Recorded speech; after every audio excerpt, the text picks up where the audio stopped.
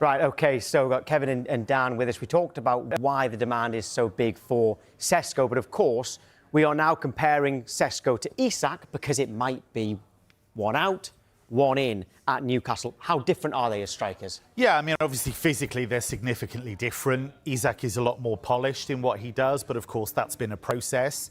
There is still a rawness about Sesko. But you look at his journey, he was at Salzburg and he took a while to get going there, but once he did, he started to score goals.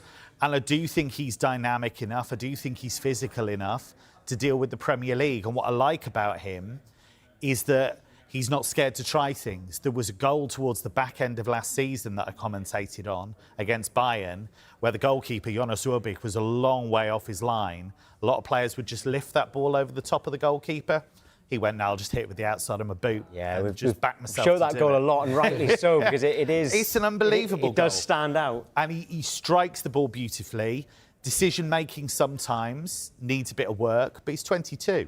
So I think clubs are looking at him and thinking he's got a high ceiling. But then, Kevin, I wanted to ask you how, maybe right now, as you mentioned, comparing him to Isak is very different compared to when Isak first joined from Real Sociedad. So when Isak joined Newcastle initially, he felt a little raw in terms of his finishing. So where would you compare Šeško's development to maybe where Isak started when he first came to Newcastle? Yeah, I think that's fair, actually, because the leap that Isak has made was not guaranteed. And there've been a lot of Premier League clubs that had looked at him and nobody pulled the trigger until Newcastle made that move.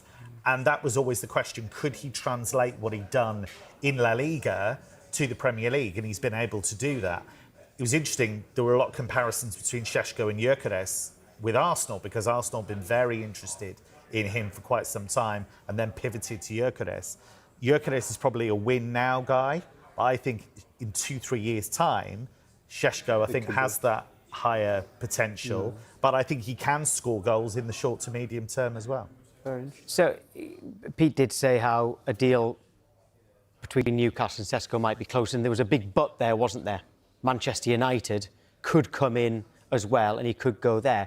Would Manchester United, Dan, potentially have the upper hand because of Rasmus Højlund? Where does he fit into that deal? It's very interesting, and I think Manchester United's window is going to be very interesting going forward until this deadline. And we know Manchester United have been having conversations with RB Leipzig about what a deal could look like for Sesko. But in terms of what that looks for Rasmus Højlund, let's not forget they spent £72 million on a 20-year-old Højlund just a few years ago. And although Højlund has come out in the last few days to the press out in America saying, I want to fight for my place, no matter who comes in, we understand United would consider a potential offer if it suits the player and club. Of course, United need to sell players as well to raise more funds if they are to strengths in midfield and up front. So very interesting. All I would say, though, is for Rasmus Højlund is, you know, he gets a lot of criticism scoring 4 goals in the Premier League last season. But we can conclude last year that the whole team really struggled under Amorim's new system while they were getting used to it.